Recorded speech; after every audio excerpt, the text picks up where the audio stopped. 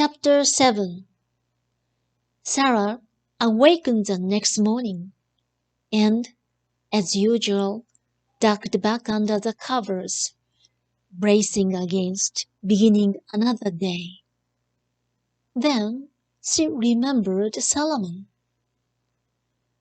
Solomon, Sara thought. Did I really see you?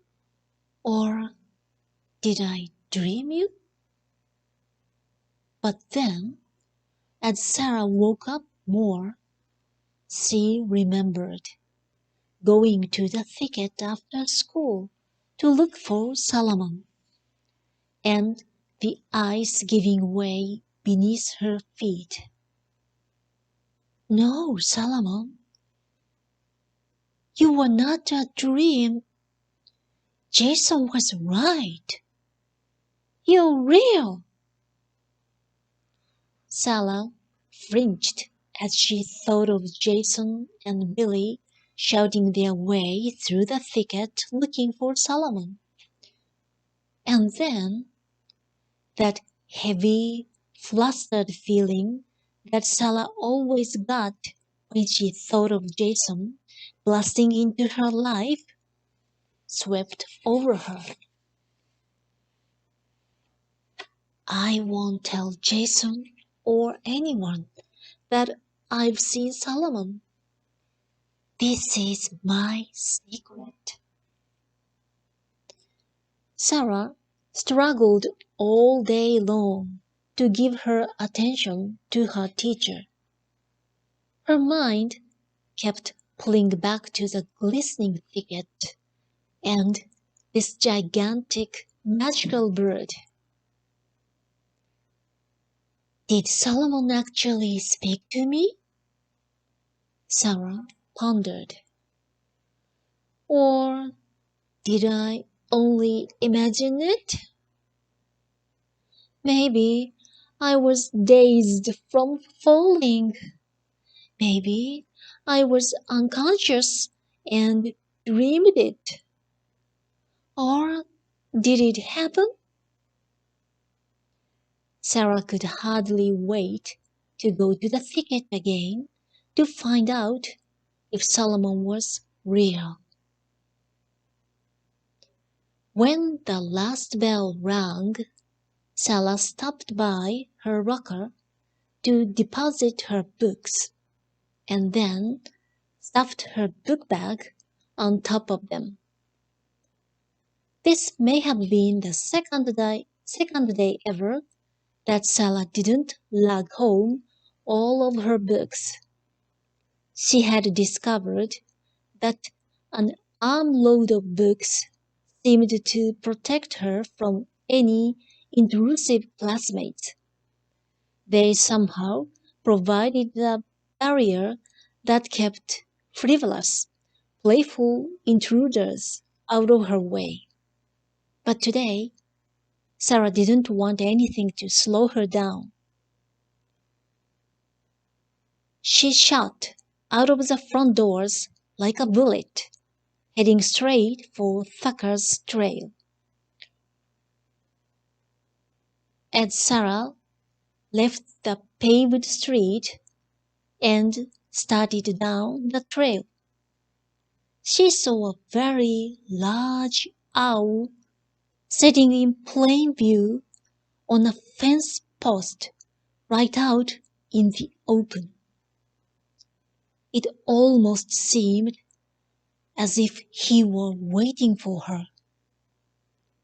Sara was surprised to find Solomon so easily. She had spent so much time searching for this elusive mystery bird, and now here he was, just sitting there as if he had always been right here. Sara didn't know quite how to approach Solomon. What should I do? Sara thought. It seemed odd to just walk up to a big owl and say, Hello, how are you today? Hello, how are you today? The big owl said to Sara. Sara jumped back about a foot. Solomon laughed heartily. I didn't mean to startle you, Sara. How are you today? I'm fine, thank you. I'm just not used to talking to owls, that's all. Oh, that's too bad, Solomon said. Some of my very best friends are owls. Sara laughed. Solomon, you're funny. Solomon? The owl said. Solomon is a nice name. Yes, I think I like it. Sara blushed with embarrassment. She had forgotten that they had never really been introduced. Jason had told Sara the owl was named Solomon, but Billy's father had chosen that name. Oh, I'm very sorry, Sara said. I should have asked you your name. Well, I've never actually thought about that, the owl said. Solomon is a nice name, however. I do like that. What do you mean? You've never thought about it. Don't you have a name? No, not really, the owl replied. Sara couldn't believe her ears. How can you not have a name? Well, you see, Sara, only people need labels to identify things. The rest of us just seem to know who we are, and the labels are not that important to us. But I do like the name Solomon. And since you are accustomed to calling others by name, that one will do nicely for me. Yes, I do like that name. Solomon it is. Solomon seemed so pleased with his name that Sara's embarrassment went away. Name or no name, this bird was certainly pleasant to talk with. Solomon, do you think I should tell anybody about you? Perhaps in time. But you think I should keep your secret for now, right? That's best for a while, until you figure out what you would say. Oh yeah, I guess I would sound pretty silly. I've got this owl friend who talks to me without moving his lips. And I might wisely point out to you, Sara, that owls do not have lips. Sara laughed. This was a very funny bird. Oh, Solomon, you know what I mean. How do you talk without using your mouth? And how come I've never had anybody else around here talking about you? No one else around here has ever heard me. It's not the sound of my voice you're hearing, Sara. You're receiving my thoughts. don't understand. I can hear you. Well, it seems like you are hearing me, and truly you are, but not with your ears, not in the way you hear some other things.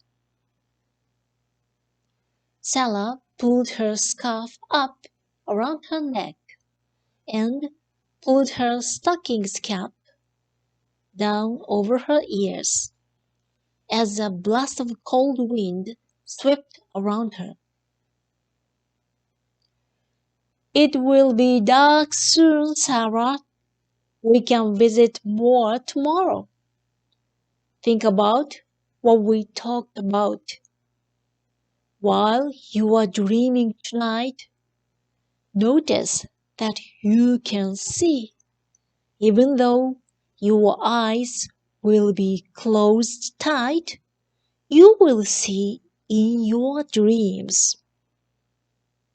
So, if you do not need your eyes to see, you also do not need your ears to hear.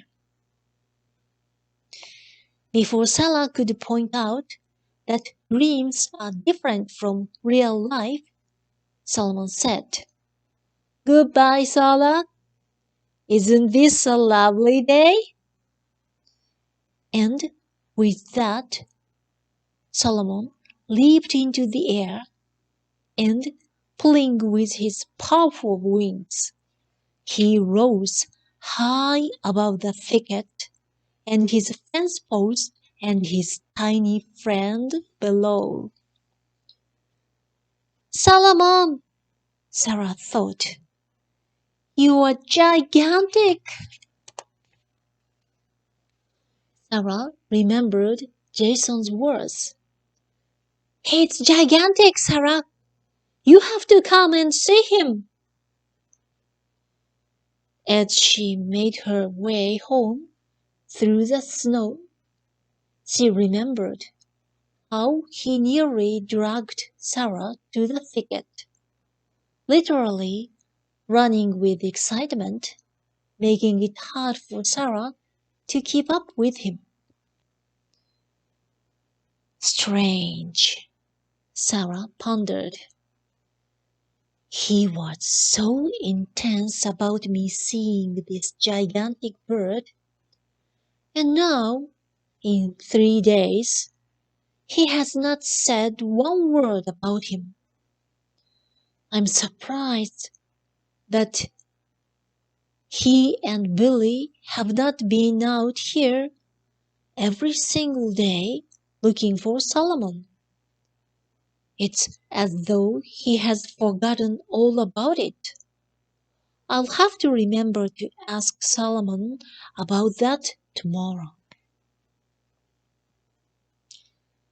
Over the next few days, Sara often found herself saying, "I'll have to ask Solomon about that."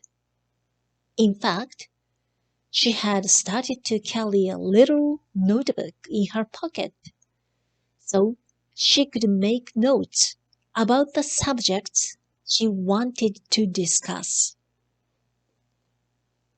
It seemed that there was never enough time to talk to Solomon about all the things she wanted to ask him about. The narrow window of time between school ending and Sara needing to be home to complete her after-school chores before her mother came home from work was little more than 30 minutes. It's not fair, Sara had begun to think. I spend all day with boring teachers who aren't 1/10 as smart as Solomon, and a measly half hour with the smartest teacher I've ever had.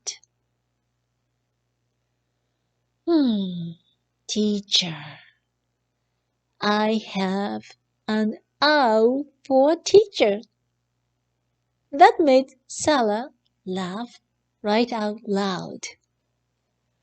I'll have to ask Solomon about that.